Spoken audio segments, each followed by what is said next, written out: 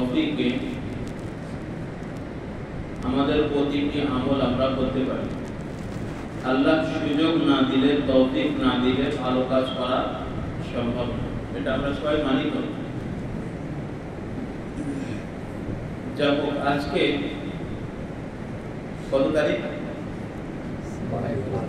হ্যাঁ, সবার মনে আছে তো? মনে না থাকলে স্মরণ করিয়ে দিয়েছে সকাল থেকে নাকি?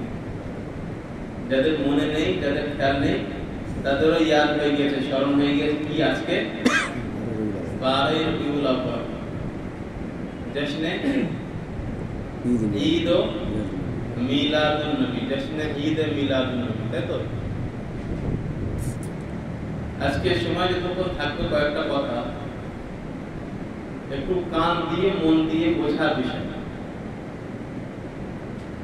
শরীয়তের মধ্যে আমরা যে নামাজ পড়ি, আজকে জুমার নামাজের জন্য হাজির হয়েছি। নামাজকে কোরআনে কারীমের মধ্যে, হাদিসে রাসূল সাল্লাল্লাহু আলাইহি ওয়াসাল্লামের মধ্যে সালাত বলা হয়েছে। কি বলা হয়েছে? সালাত। ওয়া আকিমুস সালাতা ওয়া আতুজ যাকাতা, এরকম তেলাওয়াত শুনেছেন? আল্লাযীনা ইউকিমুনাস সালাতা। তো নামাজকে আরবিতে সালাত বলা হয়। এই আরবি ভাষায় সালাত শব্দের আমরা মাদ্রাসাতে যখন ছাত্রদেরকে পড়াই, বেসিক ভাবে সালাত শব্দের 4টি অর্থ আমরা আরবিতে বলি। কয়টি? 4টি। ততোধিক অর্থ আছে।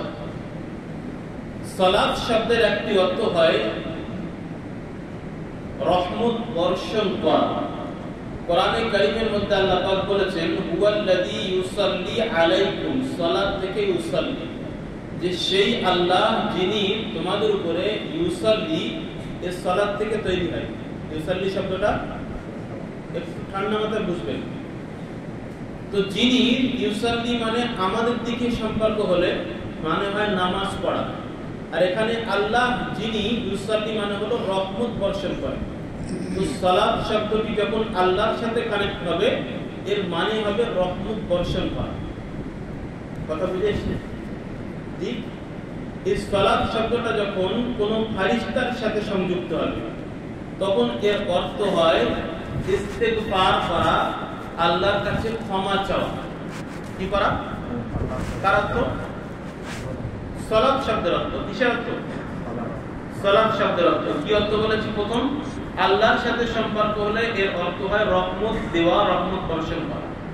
ফেরেশতাদের সাথে যদি এর ব্যবহার হয়, তাহলে তখন এর অর্থ হয় আল্লাহর কাছে ক্ষমা চাওয়া, ইস্তেগফার করা।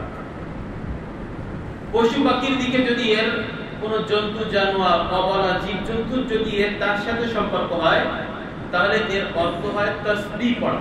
কি করা? তাসবিহ পড়া।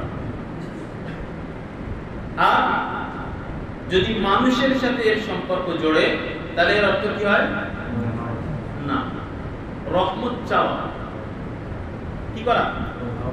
আচ্ছা, এই 4টি অর্থের মধ্যে নামাজের কোন অর্থ বললাম আমি?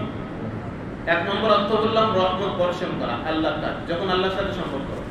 2 নম্বর ইস্তিগফার, ক্ষমা চাওয়া, যখন ফেরেশতাদের সাথে সম্পর্ক হবে।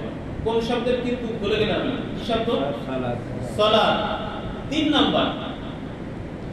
নম্বর হলো জীবজন্তুদের সাথে এর সম্পর্ক যখন হবে, তখন এর অর্থ হয় তাসবিহ পড়া। 4র্থ, মানুষের সাথে এর সম্পর্ক হলে এর অর্থ কি হয়? এটা হলো শাব্দিক অর্থ। কি অর্থ? আবিধানিক অর্থ, শাব্দিক অর্থ। আরেকটু সহজ আসে, যাকাত শব্দ। যাকাতের অর্থ হয় পবিত্র করা। কি করা? পবিত্র করা। এখন আমি যদি আমার এই মুসাল্লাটাকে পবিত্র করি, তাহলে আমি বলবো যে আমার মুসাল্লাটাকে আমি পবিত্র করে নিয়েছি, পরিষ্কার করে নিয়েছি। আরবিতে একে বলা হবে যাকাত। কি বলা হবে? আমাদের অন্তর পরিষ্কার করি না আমরা করি, জিকিরের মাধ্যমে হোক, কোন আল্লাহ ওয়ালার কাছে থেকে হোক। কোরআন শরীফে এই কথাটাই আল্লাহ বলেছেন, ওয়ায়ুযাক্কিহিম, আল্লাহ রাসূল তার সাহাবীদেরকে, তিনি উম্মতকে পবিত্র করবেন গুনাহ থেকে, শিরক থেকে। তাহলে যাকাত